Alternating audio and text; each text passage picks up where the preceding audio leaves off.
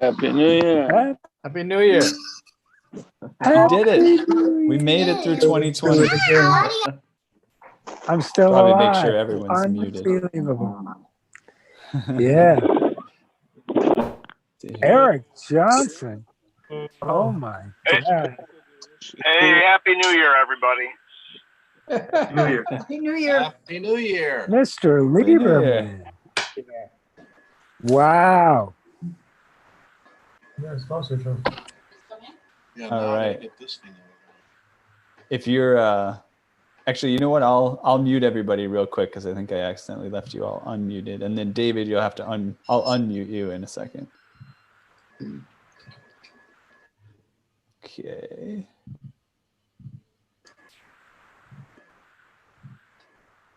Hey, Oh, actually, Ethan. don't unmute yourself on your computer. Just a second here. I'll unmute your phone. Okay, check your phone. Yeah, who's that? That's Wayne. Oh, Wayne is here. Okay, good. It says Marion, but that's because it's her computer. Okay, sounds good. Let's see. I don't know. Is your screen showing, or are you just on audio? No, I'm just on audio. Are you seeing my photo? I'm not sure yet. I'm still trying to figure out where your audio is coming from. So tell me what. I got it. What's the name on your Zoom account? Your wife's account? Mary. Miriam. Mary? Marion. Miriam. Okay, let me Miriam. Miriam. Yes. Okay, gotcha. Okay, you can hear me now, correct? I can hear you. I can hear you. Totally. We can both hear you. All right. Awesome. Great. No. I think we're good. Just it takes time. Okay, sounds good. Well, thanks for bearing with us. It's good to have you here, Wayne. I will give a quick introduction, and we'll dive in, and we'll have a good chat. We've got a good showing today, so it's good to have you all here. Welcome back. People are still pouring in here as well. And in terms of muting and unmuting, let me see here. I'm going to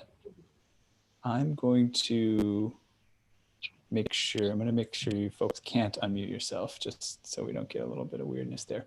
I will make a quick introduction, and I will say. I'll probably add on to it.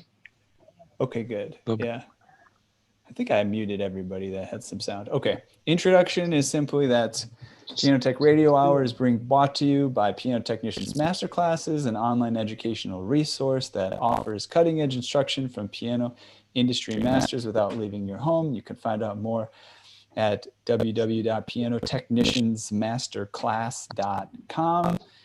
We are ringing in the new year with this community that is rising from the ashes of 2020 itself, and we had our first online Piano Tech convention just a couple weeks ago. That was really fun, really a great success.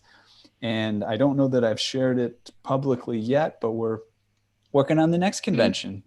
Might as well do it again, especially for those of you that were so busy in the holiday season that you couldn't make it. And in fact, Wayne Ferguson, our radio hour guest for today, is going to be one of the instructors on that March convention. Yeah. And I believe the dates are going to be 18th to the 20th. That should be a Thursday to Saturday. I'll check back in with the official date in case that's wrong, but I believe that those are going to be the dates. And yeah, Wayne was referred to me by a few folks as a really wonderful technician up there in Canada, well recognized for knowing what he's talking about, has studied with the Little Red Schoolhouse, and has been recognized as one of the best technicians in Canada. So I'll hand it over to David. I think David might like to say a little bit as an introduction just, as well. 30 seconds more. Dive in. Yeah. I met Wayne at a National Piano Technicians Guild conference, and we just hit it off. He came to one of my classes and apparently got some value out of it. And I think he's one of the best piano technicians around. He's kind of, I don't know if they say this anymore, but we used to say it. He's the guy in Toronto. Tunes a symphony, tunes virtually all the major artists that live there and record from there now. He's very intuition focused, kind of feeling focused, very practical, highly skilled piano technician. His work is incredibly excellent. And he's also really practical. So feel free to ask him specific technical questions about how to do stuff, because he's fabulous at it. All right, Mr. Ferguson. Cool. Any words up front you want to say to introduce yourself, Wayne? And I'll make sure that you are unmuted. Let's hope Wayne had some technical difficulties with his computer earlier on. He's joining us via, yeah, he's muted right now. So let me make sure he's unmuted. You should be able to unmute yourself at any point, Wayne. And he is listed over here as Miriam, but I will change his name. Wayne Ferguson. Yeah, please change it. There you go. You're with us. Awesome. It's not Wayne Ferguson. It's not Wayne Ferguson. Oh, did I rename the wrong person? What's going on? Yeah. That's not Wayne Ferguson. That's not Wayne Ferguson. No, Who's that? It's not Wayne Ferguson. no. Okay, I'm lost here. I'm lost here. Okay, so there was somebody named All right, Miriam. we can hear. That's Miriam. Is this guy, but it's not Wayne Ferguson. Okay. It's Wayne Stroutman. Wayne Stroutman. Hey, Wayne. His name's the same. So is Wayne Ferguson not here? I don't see him. Okay. Jesus. All right. All right. Let's see what's going on. Let's just keep going. Yeah, let's just roll with it, I guess. Okay. Yeah.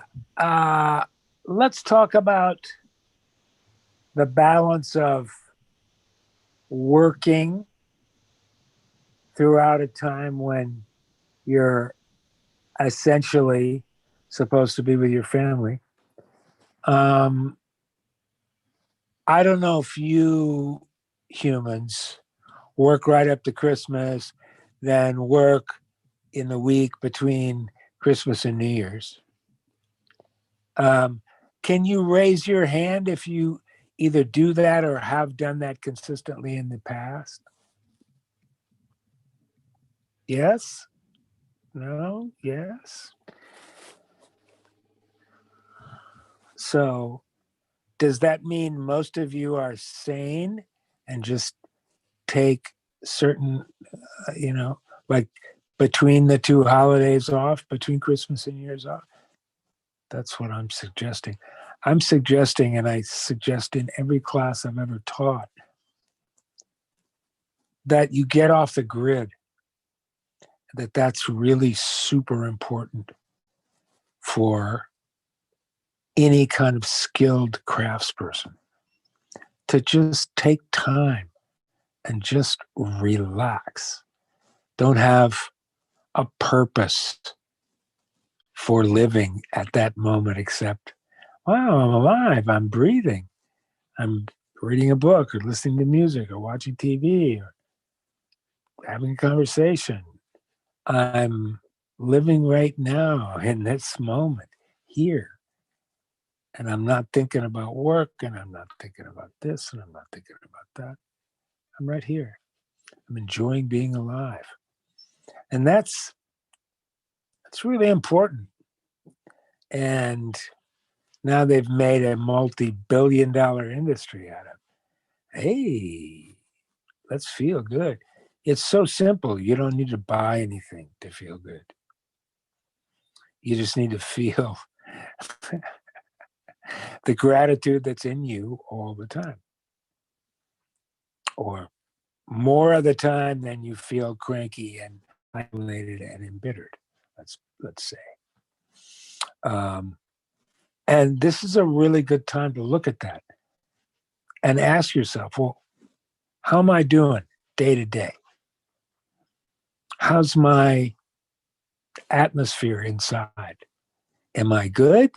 Am I grateful? Am I happy, healthy, and holy, as they say, as the Sikhs say? How am I doing on a daily basis? And the answer, especially for us who can be so lucky as to do something we love and get paid for it, and in some situations, basically chart our own path and write our own ticket in our craft, it's real important to feel the gratitude for being allowed to do that. There's a lot of people in this world that don't have that opportunity. Ethan, this is kind of like a holiday reflection for me. That's where I've been. Ethan, you got anything you want to say about that?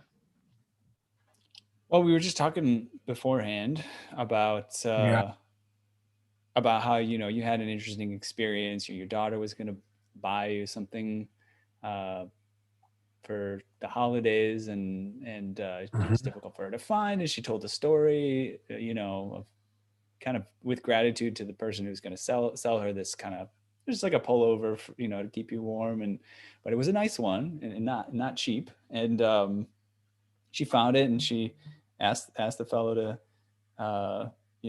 if she could get it, and he definitely gave her a discount when he heard of your story, that you had cancer and you just got through it, and all of this, and on second thought, he gave it to her for free, and I think this was I think he said like a $200 kind of a nice fleece for the cold. And yeah, Patagonia. We talked about how you got to make a living, of course. And there's nothing wrong with making money, but that's not what any of us is really on the planet to do. That's just a means of exchange, and that's kind of what it is about, is having interactions with people that you feel are meaningful, or even just having interactions with the world, with nature, and the things that you find valuable, just appreciating them and enjoying them. And that's what life is about. So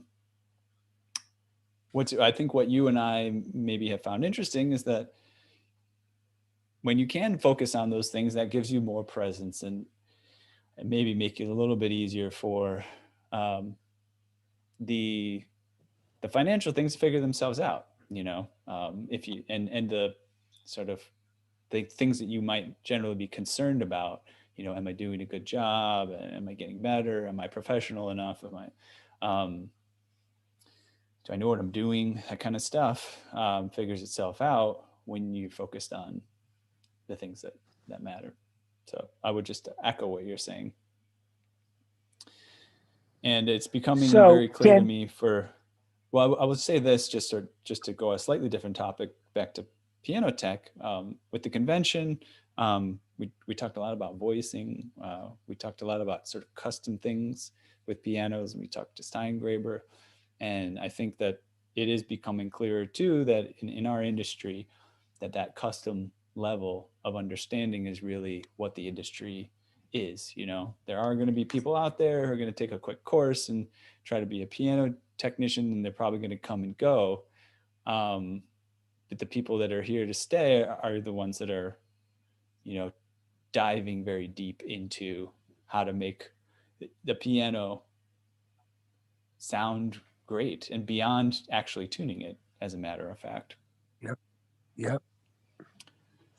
Hey, Ethan, can you unmute individual specific human beings? Yes. Who are you interested in? Awesome.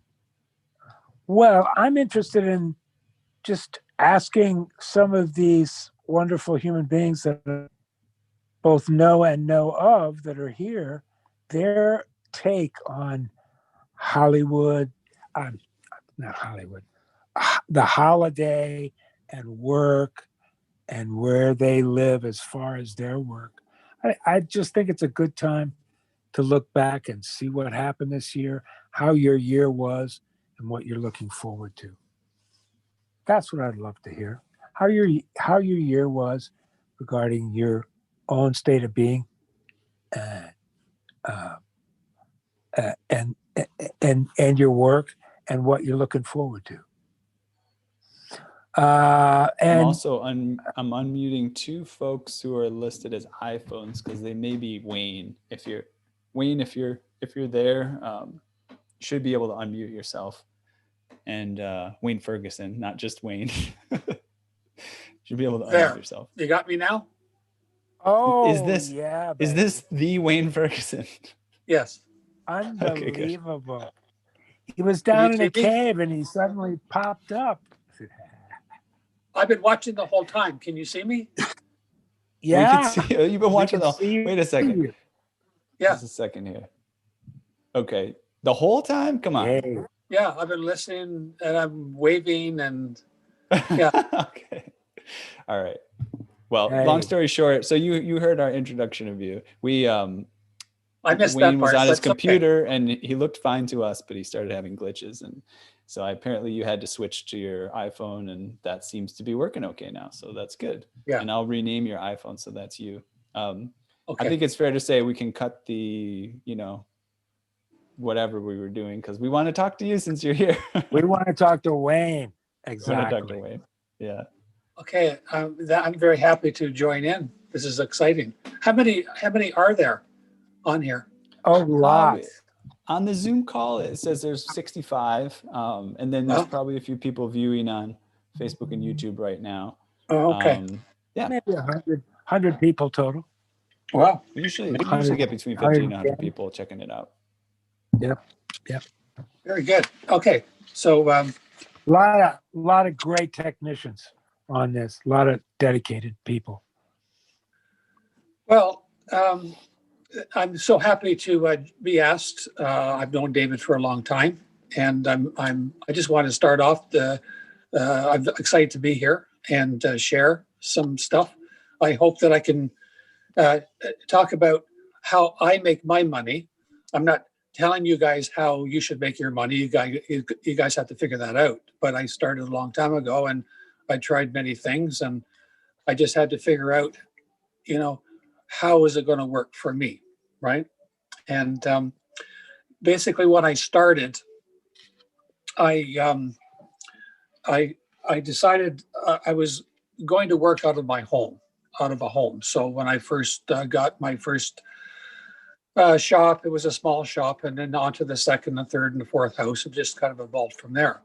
I kind of decided I didn't want to go the route of having a shop where I had to go to every day, spending money on rent. And I didn't want to do a store. I figured I could make referrals and generate maybe commissions on sales or work from that sort of thing. So how I figure it out is what I do is like, I guess all of you, we all make money in different ways. And whether it's just basically tuning for standard tunings or universities or, institutional type of work like universities or, there's this whole wide range of things. Or what do you want to do, a rebuilding or whatever. So I designed my whole business around working out of my home, right? Having a shop. I work out of a 2-car garage shop. My shop is 20 feet by 20 feet square. It has everything in here that I need. There's a small piano I'm working on now. This is sort of my center of my shop work, everything I do. I had when I first moved into the shop, I decided I was going to take care of a lot of storage. So this shop didn't just happen overnight. This took years for it to evolve. And I've made a lot of money from this shop. I can refinish panels in here if I want. I used to do it, but not anymore. I have complete dust collection system. I have fest tools all over the place. I invested in, dust collection, shop organizing, if my wife sees those guitar cases, don't tell her there's guitars in them, because I figured out how to get more guitars. I just buy more guitars. I put them in the empty cases. So anyway, that's a secret. And so we'll be speaking with my wife later. Quick question, Go Wayne. ahead. You do work on guitars, or you just collect them to play them? I build guitars as a hobby. So Ah, there's 2 guitars on the bench there. Those 2 guitars I've made in the last few years. very cool. It's just something that I do for a hobby. I don't make money at it, but I would like to do it full time. So anyway, the guitar on your right took me 1 year to build, and the one on the left took 5 weeks to build. I decided to see if I could build guitar every day nonstop. So that took 5 weeks. So I do the type of work I do is pretty much mostly professional tunings for all the big venues in Toronto. I also do piano rentals where I have about 7 pianos I rent out. I have a CF3S, 2 C7s, a Steinway B. I have a white piano, which is the Kawai 5'7". I have various upright pianos that are placed in some recording studios that I've sold pianos to. And I have them there with an agreement that if I ever need a piano for rental, I can go in and grab it out of Studio B or Studio C or whatever. So it gives them an opportunity to have a piano and gives me a place to store them. Plus those pianos are downtown, right? So it's just another means of making money. I will show you downstairs I have a showroom, which is a walkout basement. Can I interrupt you and ask you a question about that? So you said, explain it again. You have pianos with folks, and then there's a contingency basis where you can bring it out of their location and use them as rentals, right? Is that what you said? That's right.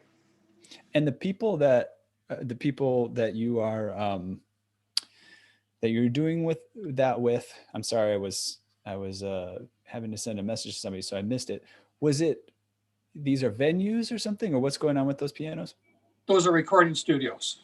Recording studios. The recording studios, I've sold them pianos, or I take care of pianos for them.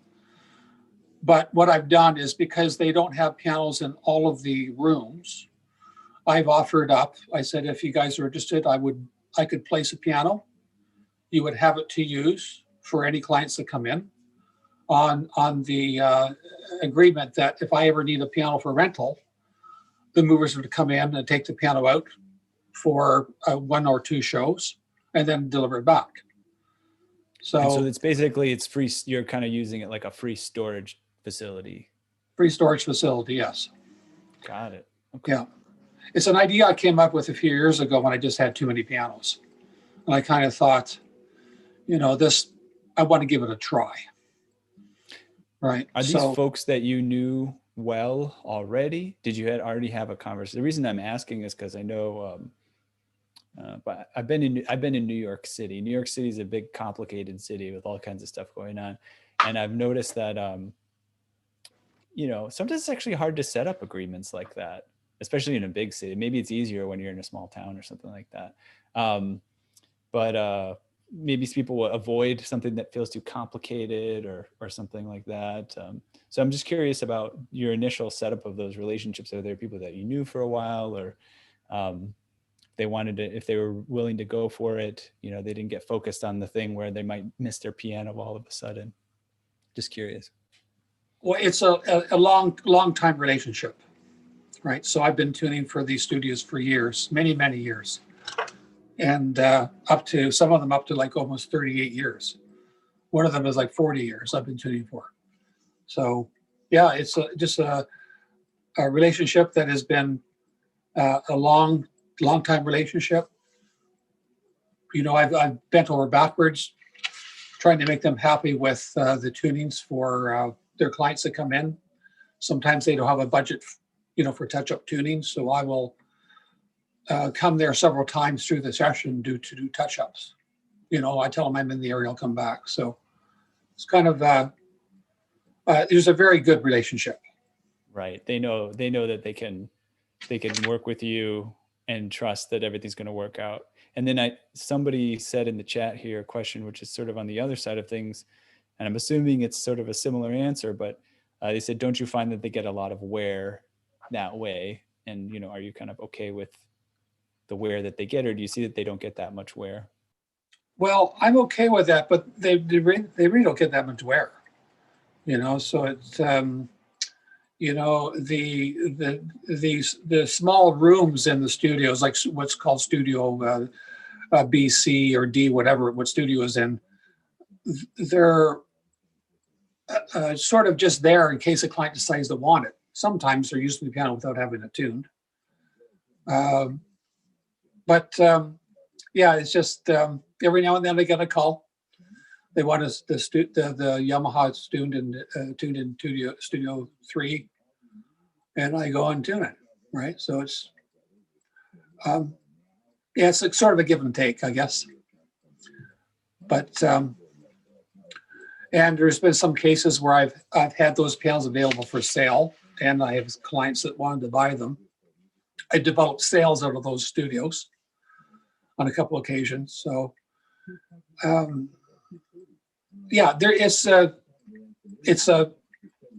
it's a long process, but a long relationship with these clients.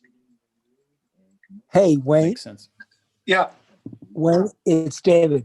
Can you talk about your evolution as a piano tuner and a piano technician, and how you learned how to do super intuitive, super high-end work on pianos so that all these killer musicians in Toronto just love your work? Talk about that. Why your work is better than that, is so good and satisfies people so Tell us quickly. why you're so amazing. Well, I would say,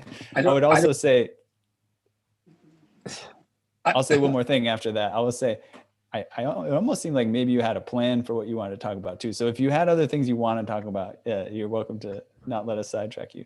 But that's a great question from David as well. So okay, well, I'll just start by the point that it's so important to have music in school. So we have to be advocates of that. We really have to. I started playing guitar when I was 11. I was labeled a slow learner.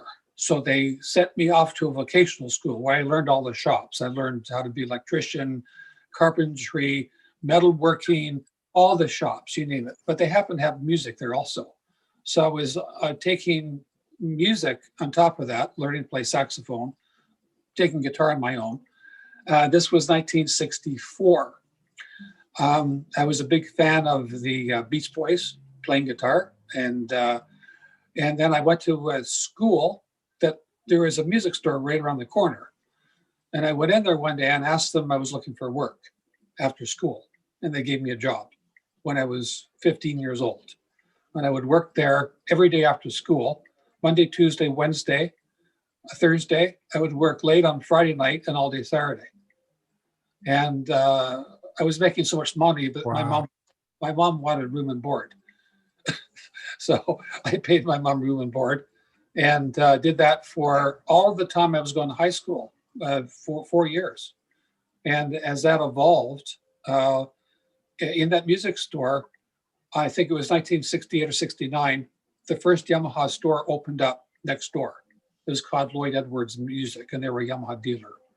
And I met all the salesmen from Yamaha coming in, because that's when they started selling Yamaha product in Canada. Got to know the owners next door, and I showed an interest in pianos. But I didn't learn tuning. I was doing guitar repair. I was doing all the store work. From there, I got tired of working within the store and started working on joining road crews. So I started traveling with different bands. I traveled with Supertramp when they broke out into America. Traveled all around with them. We carried our own piano. I met most of the tuners that came into on those shows, right? And after that, this was in the 70s. that would be This was in the that was 70s? going into 76, I think. Got it. Into the 76, 77, right? And you still hadn't learned how to tune pianos? No, I did not learn them. No, I did not learn anything about pianos until the 80s, right? So, Wow. yeah, so it just evolved. But what happened with the music business, because I worked at the music store, I was going to all these NAMM shows. So I would go to Chicago NAMM. I went to Atlanta many times, Los Angeles to these shows before I was a tuner. So I was totally immersed within the business back then. Met all kinds of famous guitar players back then, like Chet Atkins and Les Paul and, all these guys. But anyway, what happened with my work, I was touring with, after Supertramp, I was working for the band, a guy named Gino Vanelli. And I had an accident when I was stepping off a truck, and I broke my back. And I was off work for 2 years. So what happened? Wow. Off work, I had surgery on my back, rehab, and 2 years off work, and then finally getting back to into doing something. It just so happened workers' compensation I was involved with, and they said, because your injury was so severe, we can train you. Is there something you want to do? Go look at what courses are available at the colleges. So George Brown College had a course that they were teaching. They just opened up, and Ted Samble was the teacher at George. Wow. George.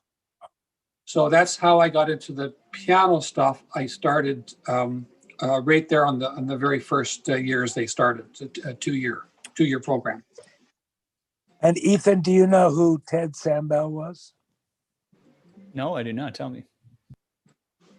Wayne. Ted Samble was this genius, fine English gentleman that was in the emergency fire brigade when they were being blitzed in England in World War II. He had a long history of piano technology education going back to the 30s and 40s. He was a master craftsman, beyond belief, his knowledge he had. So patient and kind. And he's a real legend, this guy. He passed away a few years ago. But He worked for Glenn Gould. He worked for so many awesome artists. He was the greatest honor I ever got was when Ted Sambell came to a class of mine and said my tuning was amazingly musical. He said that was it for me, man. Yeah. So within the first year program, I joined PTG immediately, and I found my first letter when I joined. I think it was 1984, and I started tuning right away. It took me a long time to get into the swing of it, but I started and continued to look for the answers. I just had it in my blood that I had to learn as much as possible. And